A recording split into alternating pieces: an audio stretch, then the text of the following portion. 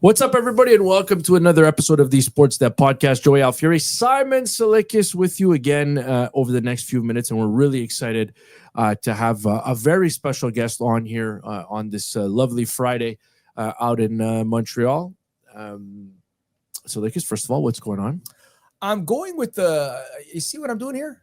I'm doing more You're sitting laid back. down? Oh, yeah? I found Because you feel you haven't been laid back since we started first here? episode is very straight, like a very, you know what? These are couches.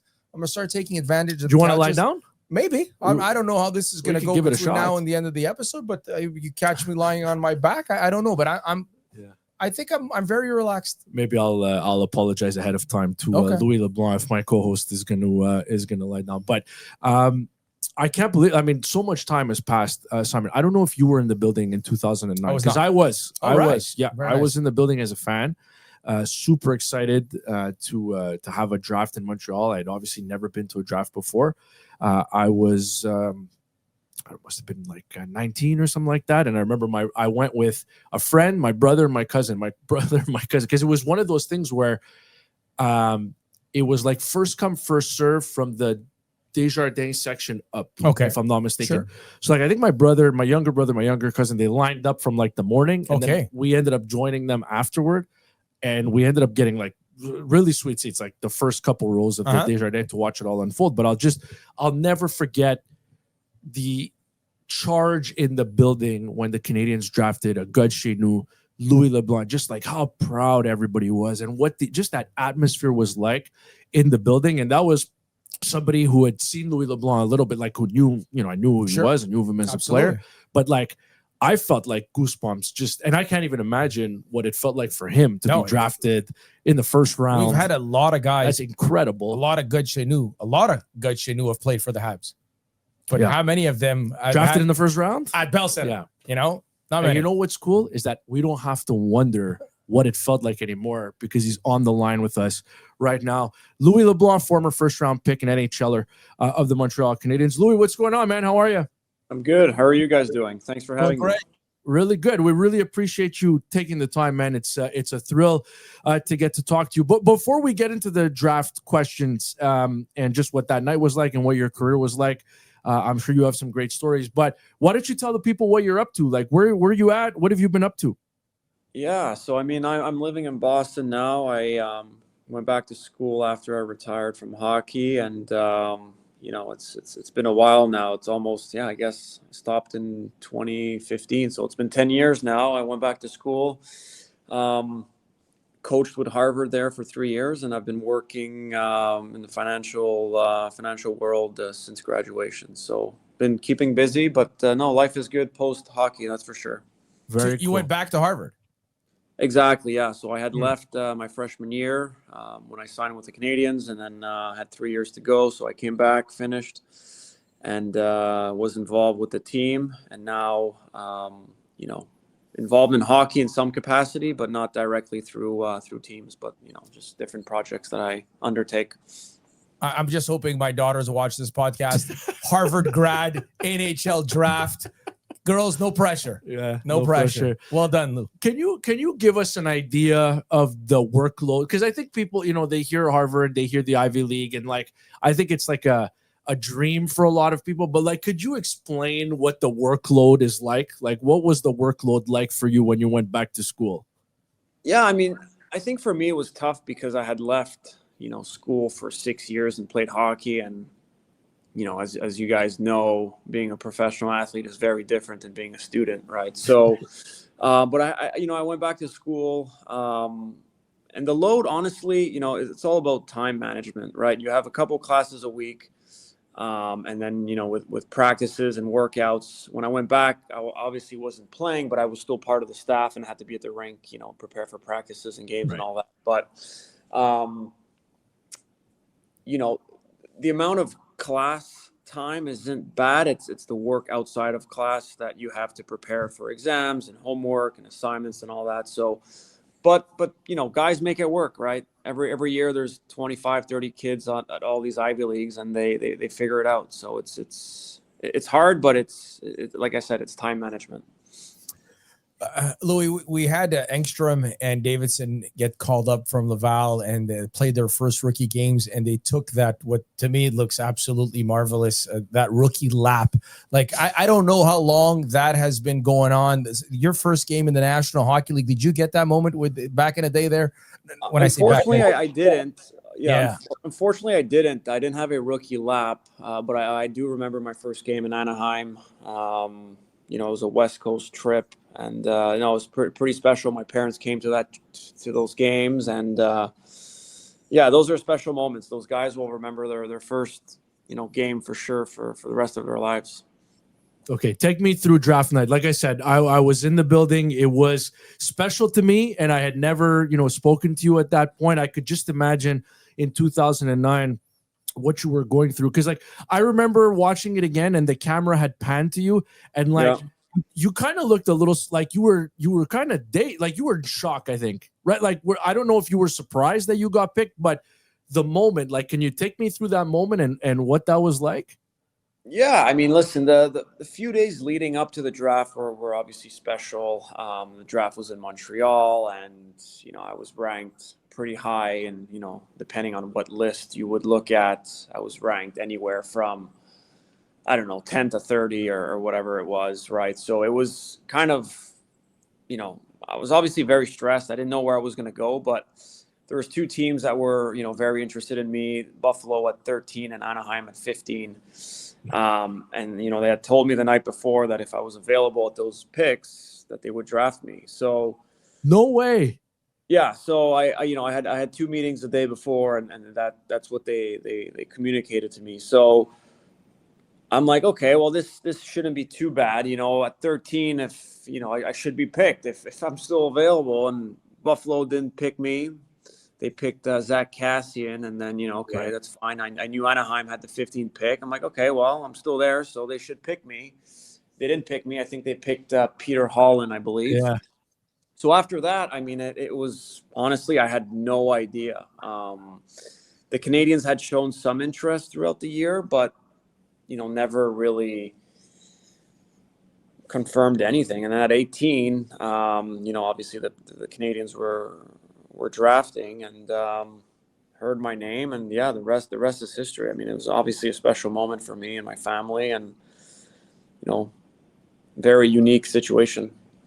So, Lou, when you watch NFL coverage of a draft, I think to do a little bit of a deeper dive, we see the player, answering a phone call, and the team's about to tell him to draft him. And then later on, you found out that he's met with the team, met with most of the teams that were leading up to the possibility of drafting him. So when you sit down with a team days prior to the draft, without, giving out too many intimate secrets here, but what is some of that line of questioning? Is it just puck talk? Is it family talk? Is it just the way you see the game? Like, what kind of a questions does a NHL front office ask a teenager? Yeah, I mean, so most of those conversations happen at the combine. Those conversations at the time were in Toronto. Now I believe the combine's in Buffalo. But yeah, I mean, I had met with basically every team, 30 interviews, and then I guess 48 hours. And the questions are, anything from, your style of play to, what would you do if you're alone on an island, or, just kind of, a lot of weird questions, and, different teams have different ways to kind of get down to what they need to know and learn about a player and their character. But for the most part, they're straightforward questions about hockey, and where do you see yourself in their lineup and all that. But I think for me, the biggest question mark that most teams had was why did I want to go to college? And if you think back, in 2009, and things have evolved a lot, since then. But college hockey, when I was going through the ranks, wasn't. Most teams weren't in favor of me playing college hockey, right? They were, doubting why I wanted to go to school, and, they were, favoring the Q for me. But, I had to kind of navigate those questions. But, fast forward 10, 15 years now, I don't know what the stats are, but a lot of players are coming out of college, and really good players as well. So I think that those times are done. But, for me, that was definitely a major question mark for teams on why school and not junior major. That's so funny. And how did you answer that out of curiosity? Like, how did you navigate that? It's so funny because for me, now. So weird. education has always been a priority, and that's kind of what I stuck my ground and told them, listen, Harvard's interested in me, and it's a really good school. Obviously, the coach there, Ted Donato, played in the National Hockey League, I think, for 15 years, and I thought it was the best fit, the best decision for me, right? I mean, it's hard to turn down a Harvard education. So I think some teams understood, some teams probably didn't understand, but that's fine. It's everyone has their preferences.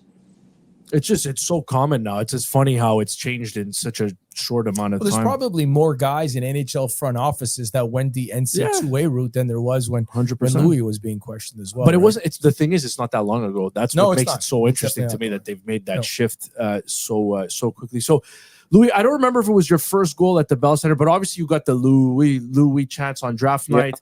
I remember you scoring your first goal at the Bell Center, and you got the chance again. There's no way you could block that out, right? Like, what's that moment like when you have 20,000 people chanting your name? Yeah, I mean, I get goosebumps, just thinking of it, right? It's been a while, but it's definitely, top moments in my life for sure, my hockey career. And I remember scoring against the Flyers at the Bell Center, and PK Subban, I think, took a shot, and Mike Blunden had tipped it, and then I was able to score backdoor. So vivid memory, vivid pictures of what happened that shift and that night. And it's a great moment, just like your first game, your first goal, your draft day. These are all special moments that players will remember forever. I'm curious how you celebrated. How do you celebrate scoring your first career goal against the Flyers? Like, what was that night like? Do you remember? I do. A special moment. We had a good veteran group there, and Thomas Caberlet took me out for a nice dinner, and I guess a couple drinks after. Shouldn't be sharing that, but we had a good night, and I still have the bottle of champagne that he bought me, and it's just good memories, and kind of always thankful for guys like that took me out and supported me, and just as I said, great memories. That's it. Good. That's a great thing for Thomas Caberlet now, who probably doesn't get great press in the city. His tenure here wasn't. Thomas Caberlet was a really but he good was player. His days in Toronto. Him and McCabe were a fantastic top pairing. But that's a great story to hear. There's your. When teams talk about that veteran presence that you needed in the room, that's what it is, man. Making a young guy score his first goal, and how special it is, and how it is to remember it. Louis, did he take you downtown? Did he ship you out? Did you guys go hit up a bar in the West Island like Cheers or something? I don't even know. We stayed downtown, and it's actually funny because Thomas and I were living at the same hotel because I think he got traded midway through the season, I believe, and so we were living in the hotel, and I was getting called up and down, so I didn't, I wasn't living with my parents. I was living downtown in a hotel, so we were kind of, friends for the short amount of time that he was there and I was there. So it worked out nice. I think they have a restaurant in Toronto. Could that be like? Do they have are they him and his wife? I think they're running. Yeah, I believe so. They own an Italian restaurant. Yeah, the name is escaping me right now, but very good Italian restaurant in Toronto. There you go. Yeah. The Canadiens honored Andrei Markov this week. I know obviously there was an overlap there. Do you have any, fond Markov memories? Because to a guy who was, I covered the Canadiens for a couple of years. I was in that locker room. He wasn't very warm and fuzzy. I would imagine it was a little different with you guys. Yeah. So I mean, I guess call him Marky. Marky was an interesting guy, and honestly, super nice to me. And I got actually a funny story. I was listening to PK talk about him the other day. But Marky, I used to train in Brossard, and he spent his summers in Montreal, and he would train there as well. And, Marky had asked me one day to kind of shave his back of his head because he couldn't, I guess, get, the hair in the back of his head. So that's, an Andrei Markov story that I have. And, he was super nice to me, gave me some great tips on the ice, and just one of the best defensemen that ever played for the Canadiens. Right. So, funny guy, but people don't see that in the media because he's a quiet and reserved, but I think everybody that played with him appreciates his leadership and doesn't talk much, but I think his actions speak volume. Yeah, we're gonna have to back up a second here. What happened? No, we have to. I mean, I'm gonna have to follow up with how does one ask another man to be like, hey, man, like, especially because I'm sure like he didn't do it with a big smile and it wasn't like warm and fuzzy. Like, very serious. How did he come up to you and ask you to shave his head?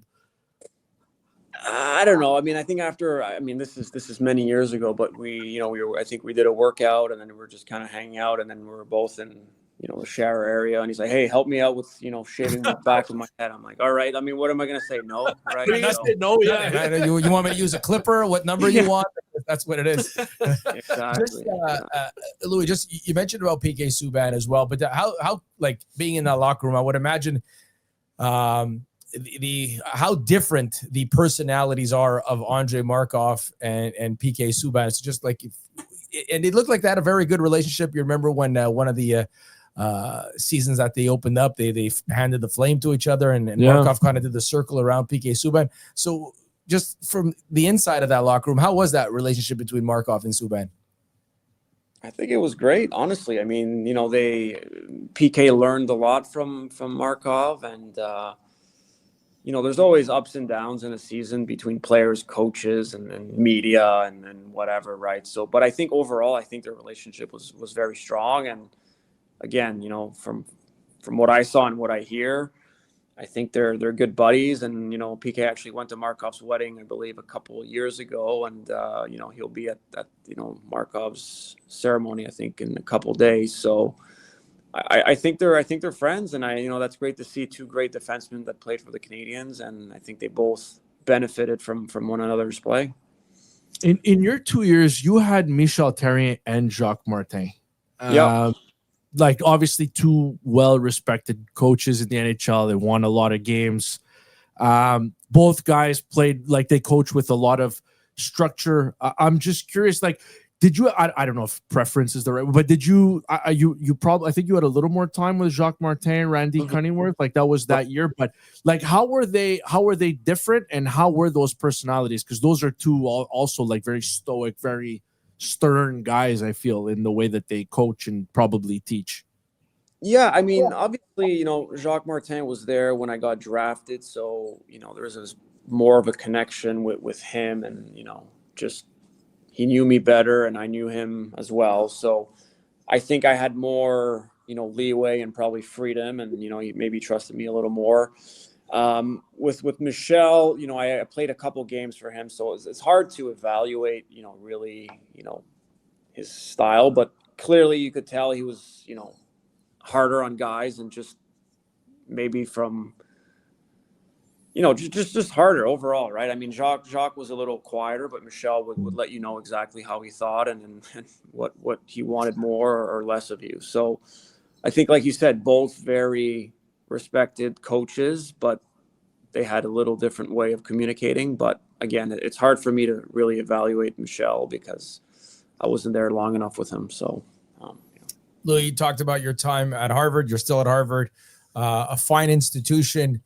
And just wondering, is there a sports management class perhaps? Does like Louis Leblanc one day envision being part of an NHL front office? Is that something that would interest you going forward? Yeah, for sure. I never closed the door on that. Obviously, it'd be an honor to work for an NHL team at some point. I've had a few conversations, over the last couple of years.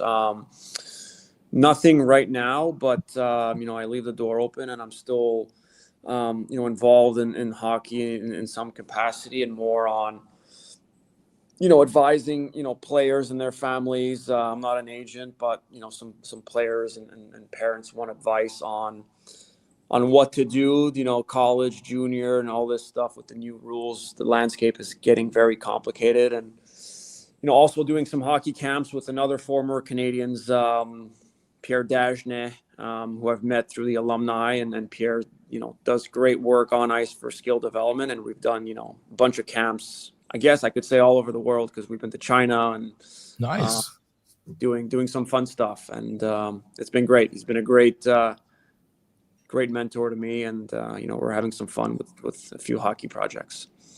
Hey, Louis, really appreciate the time, man. Thank you for doing this, and congrats on all the success, both on the ice and very clearly off the ice as well. Very jealous that you're living in Boston. It's a great city. I try to get there at least once a year. So all the best going forward. Thank you for doing this, and hopefully we can talk to you again real soon.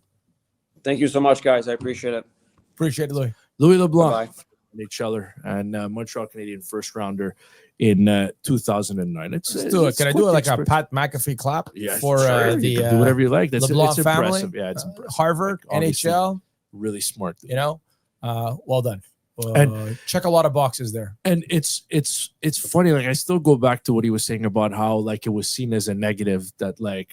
Oh, Harvard. Like, I get it. Like, there's not a ton of guys like back then, especially that went to Harvard. Like, I think there was a defenseman drafted by Pittsburgh fairly high. I want to say he was a second-round pick, like Noah Welch. I don't know if you remember him. He had a cup of coffee at the NHL. Yeah. But there wasn't a ton of guys. There wasn't a ton of guys that went to Harvard. So I guess teams saw it as, oh, well, you care about your education, so you're probably going to go all 4 years. And that obviously wasn't the case. Yeah. With Louis and Louis, maybe I don't know. Maybe he should have stayed. Maybe I know he went to Montreal Juniors and then ended up going pro. But I'm just itching to give impressive you itching to give you a comparable. Go ahead. Like Harvard. Yeah. And I don't want to take a shot at me. No, at one of the cities that hosts Q teams.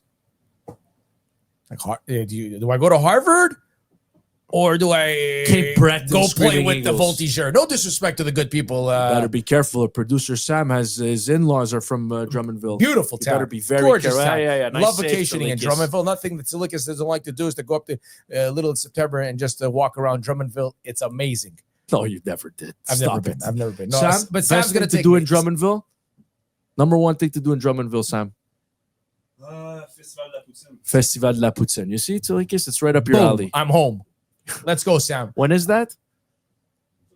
In the summer. In the summer. Cancel the trip to Europe next year. I think we. I'm gonna go. That's mean-spirited. You see what you just did there? You're taking a shot at Drummondville. If you told me this podcast is enormous in Drummondville, and now you're going to turn off these people, especially Sam's parents who are nice enough to in-laws, subscribe. His in-laws. In-laws are nice enough to subscribe. I hope Sam's from Quebec City. You know that? Yeah, beautiful town. Have you heard of it? Yes, lovely place. But I'm just like I can see. Like you're gonna go pick some, I don't know, give me a football team, Louis, like Joey, Tulsa something, you know, okay, the guy's going to Harvard. Yeah, like, I know. Have a deep dive discussion here. Like the guy's going to play at hockey at Harvard, and now smart dude. How many NC2A players are running around the Habs? A lot. Just the Habs, of course. You know, 2 of their maybe 5 best players, 2 of their 4 best players, are college boys. You know. So. All right, this podcast is brought to you by the fine folks at Elixir.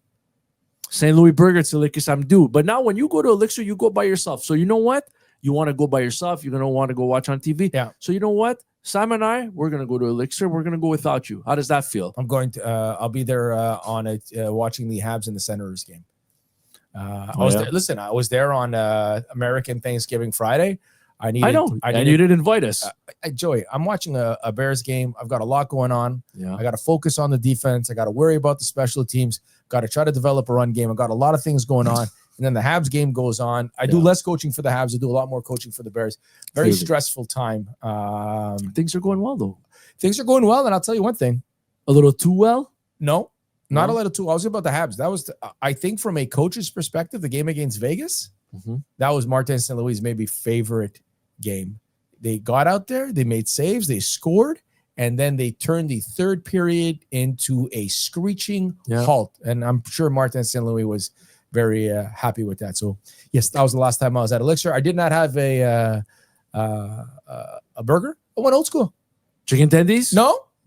Oh, that's a good idea. That's a good idea. But I had the club sandwich. The dipping sauce, very good. Club sandwich, also very nice. Chicken, very nice. Thoroughly enjoyed that. Fair point. Shout out to the people at Elixir in the lovely LV, as Simon Tsalikis.